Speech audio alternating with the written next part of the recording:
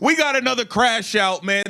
I'm so tired of it. It just makes no sense to me, and I'm tired that we keep giving it so much energy. This is crazy, man. We have to revisit a crash out. And I'm tired of it being people who are not in this circle or space at all who suddenly have all these opinions about how these women need to treat Caitlin Clark. You are right. You are right, new fans. What do you want from them? They want to beat her because she's not on their team. We talked about that earlier in our pod today. You actually were quoted somewhere saying this is the first time you have zero fear around the league folding. Isn't that how it's supposed to be? Yeah. Y'all stop it. We already know she's transformational. They've all said it. How many times do they gotta say it? We need to talk about one of the most bizarre self-sabotages in sports history. The WNBA finally got what it spent 25 years begging for: packed arenas, exploding ratings, mainstream media coverage, and then they called it a problem. I'm talking about Elle Duncan's now infamous take that new fans were sucking the life out of the league. And folks, it's aged like milk in the desert sun. Let's break down how the WNBA fumbled the bag and why one Hall of Famer is now calling everyone out. Let's set the scene. Spring 2024. Caitlin Clark gets drafted to the Indiana Fever, and suddenly the WNBA is everywhere. And I mean everywhere. Games are selling out coast to coast. TV ratings are shattering records. ESPN's First Take is doing 40-minute segments on women's basketball, something that never happened before. Major networks are finally putting the WNBA in prime segments instead of burying it at 2 a.m. This is literally everything the league dreamed about for decades. Then Elle Duncan goes on ESPN and drops this absolute bomb. She says these new fans are sucking the life out of the WNBA. Not helping it, not growing it, draining it. Let that sink in. The league is experiencing historic growth, and a major media voice is calling it toxic. When someone pushed back and pointed out that viewership had literally never been higher, Duncan doubled down. She treated the attention like it was dangerous, like it came with hidden strings. Here's what Duncan and others completely missed. Are turning against you. They see all the things the WNBA been doing, like giving y'all housing, paying for y'all babies, giving y'all cars, all types of stuff. Y'all are losing the people. Rebecca Lobo sets the record straight. How sports media actually works. Networks don't cover things out of charity. They cover what people want to watch. First Take wasn't spending extended time on the WNBA before Caitlin Clark because, and let's be honest, the audience simply wasn't there. That's not disrespect. That's business. Before Clark, limited coverage, empty seats, 20-plus years of financial losses kept afloat by the NBA. After Clark, sellouts, must-watch TV, merch flying off shelves, networks actually caring.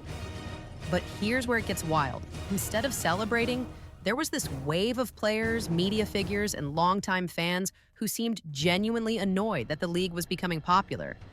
New fans were criticized for not knowing decades of league history. Caitlin Clark was resented for being the reason people tuned in. Success became a problem because it wasn't unfolding on their preferred terms. They wanted growth without a face attached to it. And that's not how sports have ever worked. You are right. You are right, new fans. There has never been more viewership because of Caitlin Clark. There's never been more attention. They're doing 40 minutes on First Take about Caitlin Clark. They never did that before. Hey, and you know what? And you know what they're not doing now, Elle Duncan? They're not doing 40 minutes on the WNBA when Caitlin Clark wasn't playing. They weren't doing 40 minutes on Colin Cowherd when Caitlin Clark was hurt and wasn't playing. They're not doing 40 minutes on Unrivaled on Nick Wright. First things first. They're not doing 40 minutes on Unrivaled with all these other stars y'all claim. Everybody's a star. The Paige Beckers, the big stars. Why ain't First Take talking about them? Now fast forward to today. Viewership is sliding. The league is facing serious labor tension. A potential lockout is on the table. And fans who were excited last year, they're quietly backing away. Enter Rebecca Lobo, Hall of Famer, legend, someone with serious credibility. And even she is now calling out players and media voices for pushing fans away instead of welcoming them in. Lobo made something very clear that a lot of people didn't want to hear. The current deal being discussed is actually really good. Max salaries pushing past $1 million. Average salaries around $500,000. Revenue sharing, real investment in facilities. Compared to past agreements, this is massive progress. But some players immediately labeled it a slap in the face. Talked about that earlier in our pod today. You actually were quoted somewhere saying this is the first time you have zero fear around the league folding, right? Which I totally know what you mean. It's like in other negotiations, there was always not like it was actually going to fold, but it was like, hey, we got to figure this out. How are we going to do this kind of a vibe? All right. So from your perspective, what should be like the high priorities for this agreement? It's been interesting to kind of see how it has all evolved. And one of the things that strikes me is like the deal that, as you read it, that the owners have on the table for the players. And, I'm not privy to all of the information, but like, it looks like a pretty amazing deal. And that like, if the players took the deal that's on the table right now, they should feel great about it because it's huge salaries. It is a degree of revenue sharing. It's going to allow the owners to continue to invest in the product. I mean, having a practice facility, having all the things that Sue and you played and I played all those years without. Like my New York Liberty team practiced at the Lobo specifically warned that tone matters. And she's right. When players earning more in a season than most people make in a decade call those numbers insulting, regular fans hear that and feel shut out. Then came the All-Star weekend. Players wore "Pay Us What You Owe Us" shirts. At first, fans were on board. The support was overwhelming. But then the game started, and the effort was bad. The energy was flat. What was supposed to be a showcase turned into a mess. That's when public opinion started shifting. Fans began questioning why they were being asked to back players who didn't seem to take the moment seriously. Want proof of how badly this backfired? Look at Unrivaled. This new off-season league was promoted as a bold showcase for WNBA stars. It had major network backing, prime exposure, everything you need for success. The ratings? They've struggled badly, like shockingly low viewership. The reason isn't complicated. Caitlin Clark isn't involved, and a huge portion of the audience that entered women's basketball because of her has no reason to tune in. That doesn't mean other players lack skill. It means they don't move the needle on their own right now. And saying that out loud isn't disrespectful. It's acknowledging how professional sports actually function. Some players framed Unrivaled as a lesson in running a business. But if broadcast partners are questioning the value because of weak engagement, that's not a success story. That's a warning sign. Here's what really happened. The WNBA had momentum. New fans were flooding in. Media attention was finally consistent.